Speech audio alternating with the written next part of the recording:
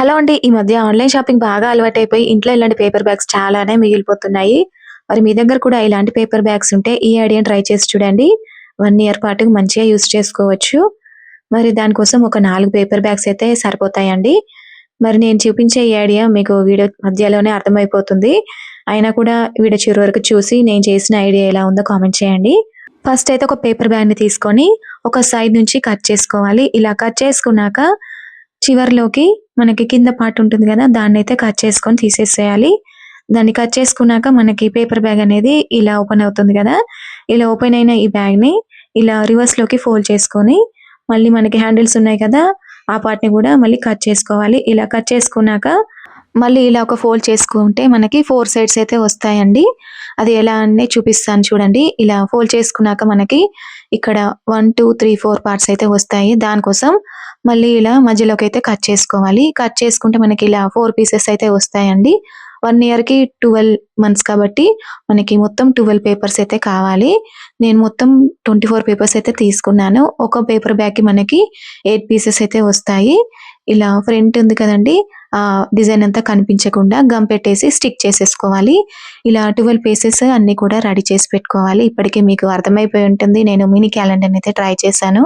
ఇప్పుడు ఒక్కో పేపర్‌ని తీసుకొని ఇలా నేను చూపించిన విధంగా 6/6 లైన్స్ అయితే డ్రా చేసుకోండి. ఇలా డ్రా చేసుకున్నాక మనకి ఇయర్‌కి 12 మంత్స్ ఉంటాయి కాబట్టి 12 పేపర్స్ తీసుకున్నాం కాబట్టి 12 పేపర్స్‌కి కూడా ఇలాగే డ్రా చేసుకోవాలి. ఇలా డ్రా చేసుకున్నాక వీక్స్ అయితే రాసుకోవాలి కాబట్టి నేనిక్కడ సండే, మండే అని రాసేసుకున్నాను.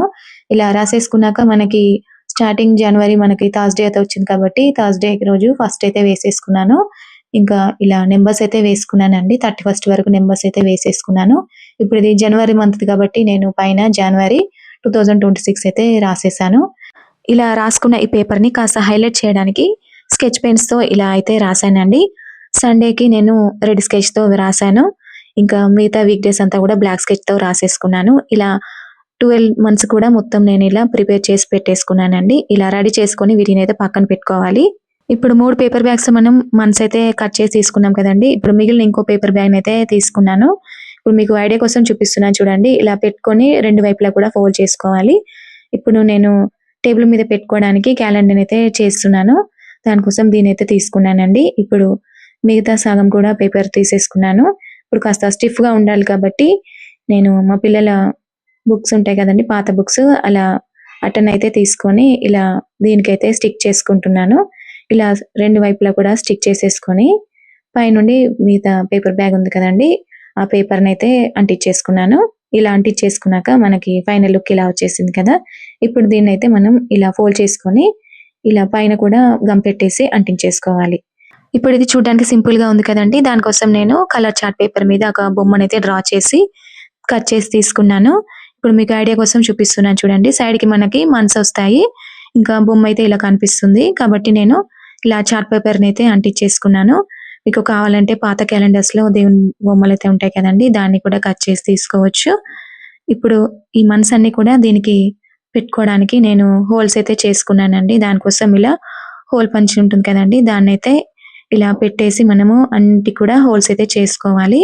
ఇప్పుడు ఇలా హోల్స్ చేసుకున్నాక దీనికి కూడా హోల్స్ అయితే చేసుకోవాలండి. ఇలా అన్నిటికి హోల్స్ అయితే చేసుకున్నాం కదండీ!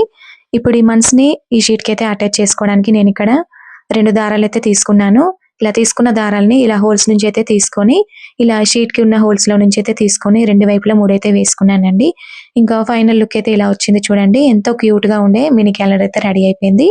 ఇలా మనకి మంత్స్ అయిపోగానే ఇలా టర్న్ చేసుకుంటే చూడండి. చూడడానికి ఎంత నీట్‌గా ఉందో. ఇంకా దీన్నైతే నేను మా పాప బెడ్‌రూమ్‌లో ఉన్న బెడ్ మీద అయితే పెట్టేస్తానండి.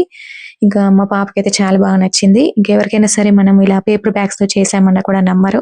అంత బావుంది కదా! మరి మీ దగ్గర కూడా ఇలాంటి పేపర్ బ్యాగ్స్ ఉంటే ఈ ఐడియా ట్రై చేసి చూడండి. చాలా బా వస్తుంది. నాకైతే చాలా బాగా నచ్చింది. మరి మీకెలా అనిపించింది? ఈ ఐడియా నచ్చిందా? నచ్చితే ఒక చిన్న లైక్ ఇచ్చి నా ఛానెల్‌ని సబ్స్క్రైబ్ చేసుకోండి. Thank you for watching.